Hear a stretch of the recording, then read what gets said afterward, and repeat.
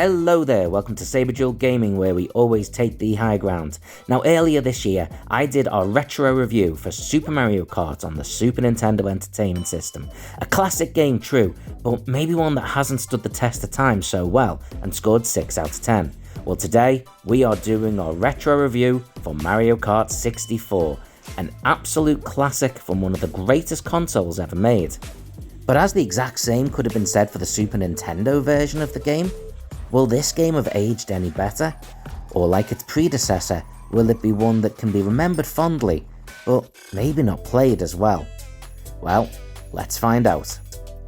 Once we press start, we can select 1 to 4 player game modes, where you can end as many friendships as you'd like. Whilst there's time trials and battle mode, most people tend to focus on the Grand Prix, with 50 to 150cc. From there, we select which player you want to be with 8 available, and then go to the map select screen, where things really start to impress. There are 4 cups available, with Mushroom, Flower, Star and Special Cup, each containing 4 different maps with way more variety than the original ever had. And then, we start the race. Before we look at how this game was received on its release, we have to appreciate the leap between Mario Kart and Mario Kart 64. Mario Kart was released on a 16-bit console, whereas this came out on a 64-bit console. The leap was 4 times the power between the two consoles, and it really shows in this game. Mario Kart gave a perception of 3D, whilst really being a number of 2-dimensional images moving around in a clever way. This game was true 3D, and was absolutely stunning to look at when compared to the original. It didn't do that much different, it just did everything that we loved from the original, but so much better, giving the fans of the original everything they could have wanted without taking away any of the things they loved.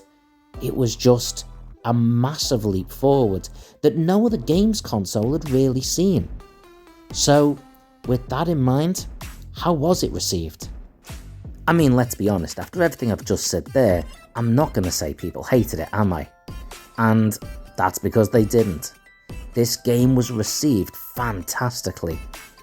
Game reviews were giving it scores between 86, 87 at the lowest, all the way up to a kind of overly generous 98% from Nintendo Magazine. But only kind of. Realistically, from this type of game, it was damn near flawless and incredible fun to play. But what were they actually saying about it? Well, shockingly enough, the game actually did have its detractors, with some having some rather unusual criticism.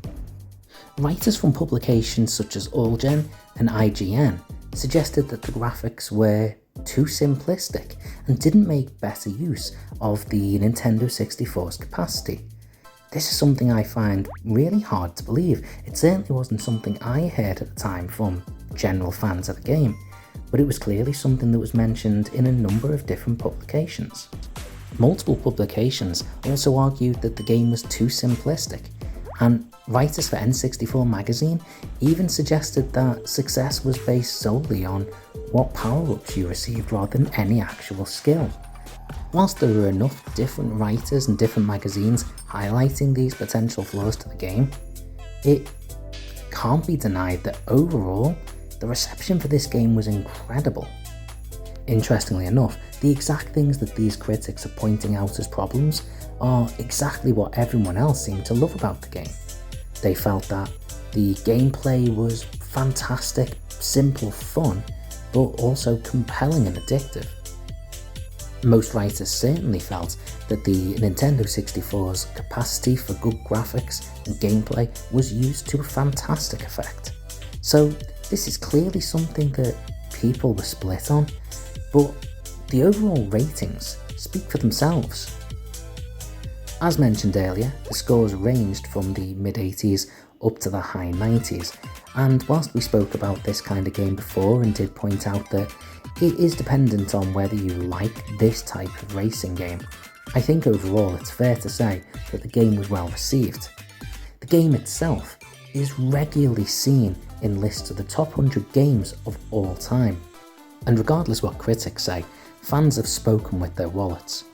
The game has been purchased over 9.87 million times and has made it the second most purchased game ever released for the Nintendo 64, and considering some of the gems that came out on that console, that says a lot. This only leaves us with one question. How does the game stand up now to modern scrutiny? Does it do any better than the original Mario Kart released on the SNES? Well, the simple answer? Absolutely it does. In going back to play this game, I expected to find myself surprised at the tracks, but I wasn't. I knew most of them inside out still, and that's because so many of them have been reused for newer versions of the game.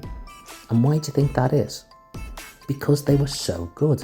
The tracks themselves were great fun to play, and whilst there's been minor updates to the graphics, they haven't really needed to update that much, because the game still looks pretty damn good.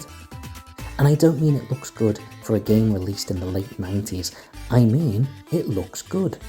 So visually, I really can't see what the problem was then, and I still wouldn't be able to see much a problem playing this now. So what about the actual gameplay? Well, whereas the gameplay for the Super Nintendo version of Mario Kart had dated really poorly, with really difficult lagging controls, this doesn't have that problem. Personally, I found this game played and controlled even easier than the most recent versions of the game on the Switch, so I had no problems with that at all. Overall, the game was a joy to play, and I was surprised just how good this was, considering it was a game that was released in 1997. So how does this game hold up? Really well. Quite frankly, it's just as much fun now as it was back then, and I'd have no problem giving it an 8.5 out of 10. Thank you so much for watching. If you enjoyed this, give us a thumbs up, comment below what games you'd like to see us review in the future, and feel free to subscribe.